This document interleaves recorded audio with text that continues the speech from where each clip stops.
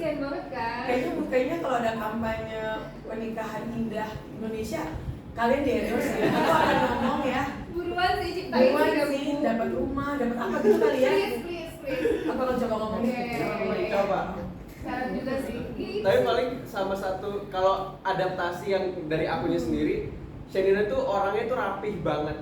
Kayak sangat tertata, bersih gitu. Mungkin kayak sebagian besar cowok juga sama sih, kayak kadang-kadang kan naruh handuk sembarangan atau apa gitu, lupa naruh sesuatu gitu kan. Nah itu tuh Shenina biasanya dia nggak pernah marah gitu loh, paling cuma kayak ini lupa gitu. Iya. Tapi itu jadinya bikin aku lumayan lumayan disiplin gitu loh, dan jadi rapi juga sampai sekarang. Kalau untuk baju gitu yang ngurusin masih sendiri-sendiri atau gimana? Apa? Kalau kostum baju yang mau pakai gitu. Baju tuh entah kenapa kita sering banget justru nggak sengaja matching gitu ya. Kayak hari ini tuh nggak sengaja. Iya. Kayak hari ini tuh bener-bener nggak tahu, aku pakai apa ya nanti. Iya. Aku nggak tahu. Bener. Oh sering gitu ya? Iya. Sering itu bahkan dari sebelum pacaran. Jadi kalau misalnya sering lihat kita pakai bajunya mirip-mirip gitu, itu nggak dikonsepin sumpah deh. Jadi beneran. Tapi beneran. Karena kamu past life-nya emang kayak kembar sih. Iya. Jadi kayak ada sebuah koneksi yang tidak terlupakan Iya, gitu. kayaknya sih. Ya intinya gitulah, aku suka beres-beres, tapi aku nggak marah kalau misalnya orang lain nggak bisa ngelakuin apa yang aku lakuin. Jujur guys, aku nggak pernah ngeliat mereka berdua marah. Nggak pernah sih, nggak pernah. Karena emang nggak pernah marah. Ya begini ya dong, seperti ini. Ya gini, ini bisa jadi podcast lain teman-teman. Angga Yunanda dan Shina Sinaman adalah dopamin teman-temannya.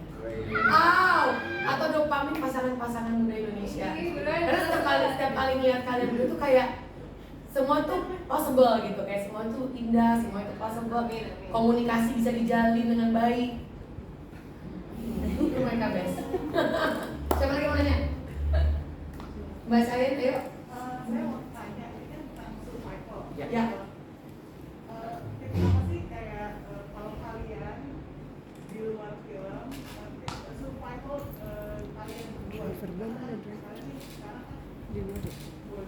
sekarang kan kalau misalnya dalam keadaan dihadapkan situasi seperti misalnya tiba-tiba di sini tiba-tiba kan kalau di sini itu tidak ada tiket makan segala macam.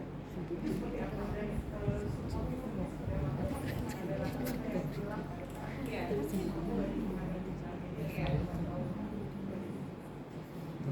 Ya, kalau dari Malik sama Alia tuh emang dia lumayan ya sedih sih ya, maksudnya nasibnya tuh lumayan kasihan gitu, karena ada banyak hal-hal yang di luar kuasanya dia terjadi gitu, kayak Malik kena PHK dan ternyata ada banyak hal-hal yang justru datang tanpa sesuai sama apa yang kita inginkan gitu, yang membuat jadinya ya kita berdua harus mengandalkan satu sama lain gitu ya untuk bisa ya survive di kehidupan ini gitu. Jadi kalau untuk aku sih ngerasa yang paling penting tuh emang harus komunikasi satu sama lain sih, dan itu yang menurut aku bisa jadi hal yang menurut aku apa sih?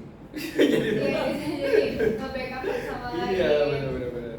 Jadi kalau buat aku pribadi, gimana caranya untuk kita amit-amit tiba-tiba ada di situasi tersebut, sesimpel emang kita harus punya backup plan finansialnya, juga kita harus punya backup tabungan gitu.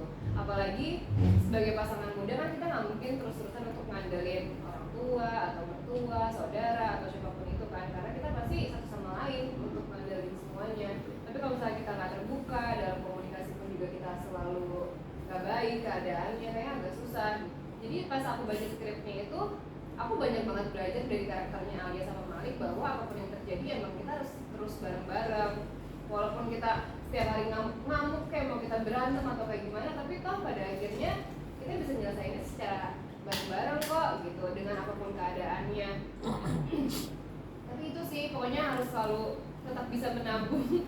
Dan apapun yang terjadi, ikutin uang kalian itu sama lifestyle kalian, disamain, jangan pasang. Iya, misalnya uangnya cukupnya seberapa, tapi kalian lifestyle kayak gimana, jadi nggak sesuai gitu. Untungnya Malik, tipikal ya Malik ya doang, Alianya gimana? Untungnya Malik Arya bisa memikir itu juga sih. Jadi kita banyak belajar juga dari karakter mereka untuk tidak menghambur-hamburkan uang. Jadi amit-amit ada hal-hal yang terjadi, setidaknya masih punya backupan gitu. Karena ya masalah itu biasanya kalau sama pasangan sama teman pun ya kadang-kadang malah munculnya karena uang ya. Iya. Pinjam uang, salah ini, salah itu. Nah, di sini justru film dopamin ini benar-benar mengetengahkan itu semua yang akhirnya jadi relate ke semua orang. Iya.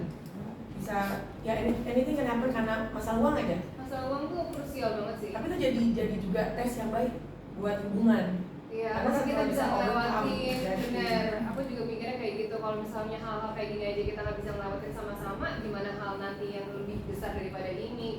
Dan itu juga bisa diterapin sama teman-teman semua sih, mungkin yang pengen hubungannya ke jenjang yang lebih serius gitu. Karena kalau aku sama Shanina, bahkan sebelum nikah itu kita udah sharing tentang kayak financial kita dalam keadaan yang seperti apa gitu, Iya. statusnya lagi apa itu. Bahkan mungkin kalau misalnya kita punya utang atau apa tuh, kalau bisa dia dibicarakan dan diomongin dari awal gitu. Jadi itu menurut aku hal yang penting sih, karena finansial tuh bisa jadi apa ya, kalau nggak siap tuh bakal berembet ke Iya, mana-mana. domino ke banget dominonya. ke semua hal. Bagus banget ya, berarti karena aku belum nonton aku cuma bisa mengambil dari percakapan ini. Cuman Iya. aku sebagai calon penonton jadi makin semangat nonton karena aku melihat dopamin ini bisa banyak sekali memberikan bukan jawaban tapi kayak pembelajaran untuk berhubungan dengan orang lain, dengan suami, dengan teman, dengan sahabat, dengan keluarga gitu ya. Bahwasanya komunikasi itu nomor satu, udah pasti semua juga tahu tuh ada di Iya. tulisan gitu. Tapi keterbukaan, karena aku tahu banget mereka tipe yang seperti itu. Dan bahwasanya si film dopamin ini direpresentasikan dengan pasangan yang sangat terbuka. Menurut aku Pak Pawas jenius sih. Pak Pawas melihat bintang itu dan langsung kalian pulang umroh. Mungkin Pak Pawas ini ya, supaya saya seolah-olah jadi jawaban Ka'bah gitu ya. Atau Dia ngecek gitu kan? kita